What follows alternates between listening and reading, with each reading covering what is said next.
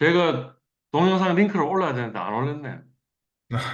안 올리고 아무도 안 들어온다고 방금 저 공지 동영상 다 찍고 나서 지금 그 메시지를 봤어요.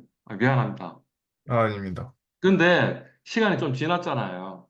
그런 네. 상태에서 그게 안 오면 저한테 핸드폰으로 좀 전화를 해주시는 게 좋지 않았을까 하는 생각이 좀 드네요. 다음에 또 그러면 전화로 음. 하도록 아니, 하겠습니다. 그러니까 뭐 배윤 씨도 그렇고 이제 다른 학생들이 만약 그렇게 하면 그러니까 오늘 며칠이죠? 9월 13일입니다.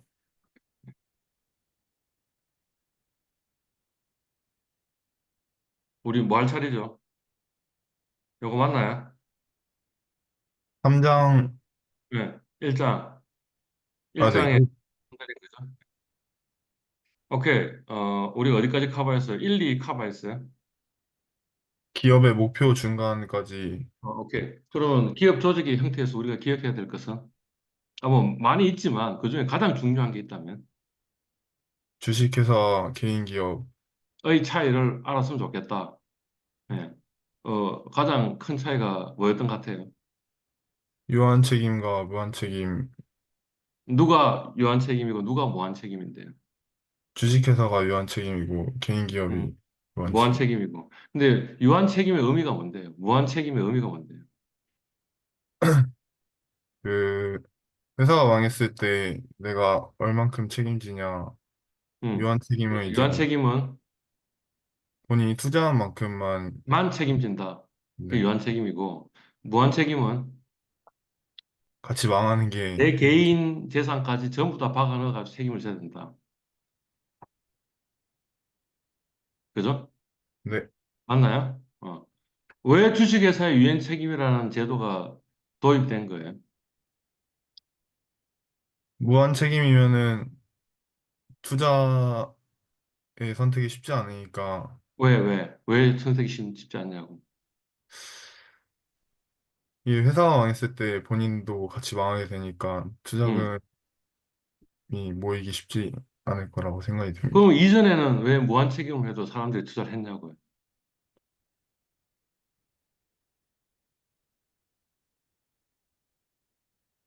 그러니까 그 최초의 주식회사를 생각해 보면 그 이유를 알 수 있는 거죠. 최초의 주식회사가 어느 회사라고? 동인도 주식회사, 네덜란드의 동인도 회사. 근데 그 동인도 회사 같은 경우에는 굉장히 거대 자본이 필요한데 선장이 그 거대 자본을 가지고 있지 않으니 그러니 사람들한테 돈을 출자를 받고 싶은데 그 말은 출자하는 사람은 실제 그 항해에 책임을 져요, 안 져요? 돈만 되는 거죠. 네, 돈만 되는데 만약 이게 망하고 나면 그러면 내 전 재산이 다 날아갈 수 있다. 라고 하면 사람들이 어떻게 돈을 내겠어요? 어차피 내가 100원을 출자하든 100억 원을 출자하든 어차피 내 책임은 동일한데 내 재산 전부 다인데. 그죠? 그러니까 어떻게 한 거예요? 당신이 출자한 금액만큼만 당신이 손해 볼 수 있다. 최대의 손실은. 이라고 하니까 그러면 내 재산이 어 1억 원이 있는데 1억 원을 전부 투자하는 건 좀 위험한 것 같고 그죠? 얼마만? 뭐, 한 10,000원 정도 투자하는 건 나 괜찮을 것 같아. 그죠? 그런 아주 위험한 프로젝트이라 하더라도 그 위험한 프로젝트 100개에다가 10,000원씩 나눠서 투자하면 그러면 위험이 좀 이렇게 분산이 되지 않겠냐? 그게 이제 위험 분산 효과인데 위험 분산 효과를 할 수 있으니까 작은 십시일반으로 금액 모아가지고 대규모 자본을 조달하는 게 가능했을 것이다. 그러니까 고로 개인 기업과 주식회사의 가장 큰 차이는 뭐예요? 이제 아까 유한책임, 무한책임이라 했는데 궁극적으로는 뭐예요? 주식회사는 대규모 자본 조달이 가능하다. 개인 회사는 불가능하다. 그죠? 예. 뭐 그런 거죠. 뭐 좀 더 이야기하면 그래서 주식회사는 소유와 경영이 분리되더라. 개인 회사는 내 돈 박아놓고 내 전재산이 날아갈 수 있는데 내가 그 경영에 관여하지 않으면 뭔가 이상한 거 아니에요? 그죠? 그러니까 소유와 경영이 분리가 될 수가 없는 거죠, 개인에서는. 그죠? 예. 근데 소유와 경영의 분리라는 게 상당히 괜찮은 개념인 것 같다라는 거죠. 왜? 우리가 그 아담 스미스가 분업의 원리 이야기를 했잖아요. 국부론에서. 이게 정확하게 분업의 원리가 작동하는 거잖아요. 어떤 사람은 돈이 있고, 그렇지만 경영력이 없는 사람이 있고, 어떤 사람은 경영력이 있고, 돈이 없는 사람이 있는데, 그러면 돈이 있는 사람이 출자를 해가지고 경영력이 있는 사람한테 할 수 있는 그 분업을 하는 게 소유와 경영의 분리 아니냐 이거지. 자, 뭐 그런 겁니다. 그죠? 예. 오케이. 이 재무 관리란 무엇인가 해서 우리 머릿속에 기억해야 될 건 뭐였어요?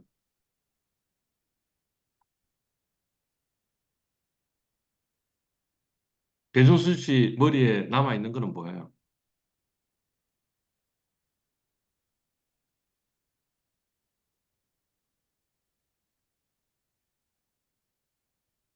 그러니까 제가 수업에 실패했다. 그죠? 수업에 실패했다. 이런 거였죠.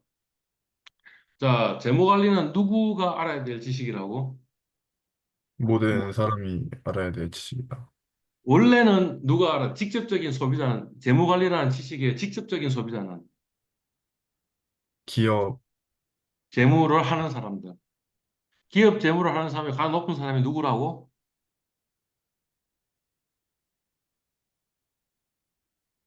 CFO라고.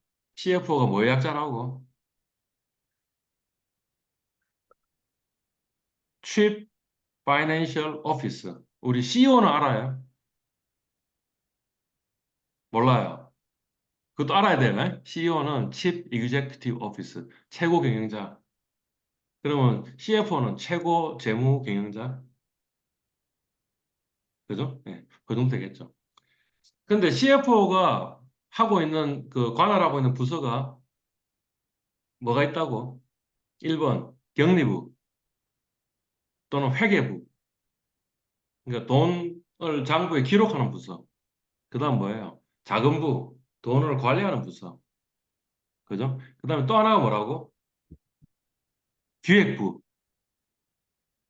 왜냐하면 뭔가 사업을 계획하고 그다음에 돈이 제대로 쓰고 있는지 통제도 하고 하는 그런 부서. 그러니까 그런 부서에 들어갈 사람들한테 필요한 지식이 재무관리다. 기업 재무관리다. 그죠? 근데 재무관리의 차원을 세 개로 나눌 수도 있다 그랬잖아. 하나는 개인적인 차원, 하나는 기업적인 차원, 또 하나의 차원은 국가적인 차원 또는 뭐 정부적인 차원. 그래서 개인의 재무 관리를 다루는 과목이 개인 재무 관리. 그다음에 우리가 지금 배우고 있는 이 재무 관리는 사실은 기업 재무 관리. 그죠? 그다음에 정부에 뭔가 재무 관리하는 사람들이 있는데 그 사람들이 누구냐면 기획재정부에 있는 사람들인데 그 사람들한테 필요한 게 뭐냐면 재정학. 그죠? 근데 뭐 재정학이나 그거는 이제 관심 없고 이 개인 재무 관리는 누구나 해야 되는 거 아니냐? 그러니까 재무 관리 수 그리고 뭐 이 기업 재무 관리하는 거나 개인 재무 관리하는 거나 크게 차이 기본 컨셉은 차이가 없지 않겠냐 이거지. 그러니까 재무 관리는 이게 이 전공 금융학부의 전공 필수 과목인데 전공 필수 과목이 아니고 이건 뭐라고? 교양 필수 과목이다. 이런 거죠.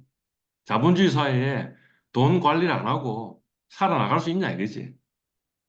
예. 그게 이 재무 관리란 무엇인가 해서 머릿속에 기억에 남아야 돼. 아니, 그 말고도 더 디테일들이 기억에 남으면 좋은데, 적어도 그거는 기억에 남아야 된다는 거지. 그리고 배준수 씨는 지금 제가 했던 질문에 충분히 답변을 잘 못했으니까, 충분히 답변을 한 것 같아요, 못한 것 같아요.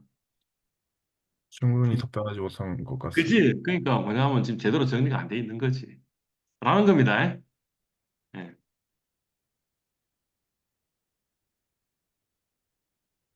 권창희 씨도 그 마이크 켜요. 아, 네, 교수님. 자, 3절 기업의 목표. 그죠? 예. 기업의 이해관계자가 누구냐 하면 여러 사람들이 있는 것 같다. 예.